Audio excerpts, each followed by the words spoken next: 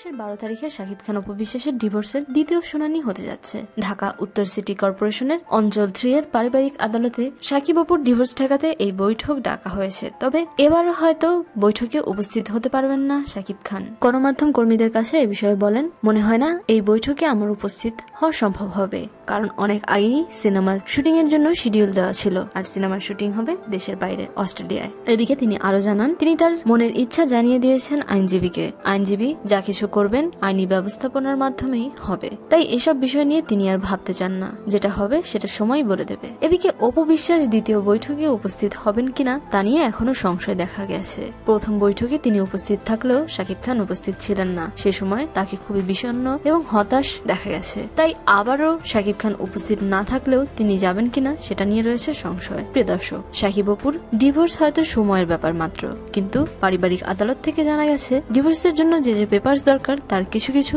এখনো দিতে পারেননি শাকিব খান। কি মনে হয়, ওগুলো কি দিতে পারবেন শাকিব খান? আসলেই কি শাকিব অপুর ডিভোর্স হয়ে যাবে, নাকি এই ধারাবাহিকতা চলতে থাকবে আরো অনেকদিন? এ নিয়ে আপনাদের গঠনমূলক মতামত শেয়ার করুন আমাদের সাথে। শোবিজের আরো নিত্য নতুন খবর জানতে আমাদের সাবস্ক্রাইব করুন, লাইক দিন এবং কমেন্ট করতে ভুলবেন না।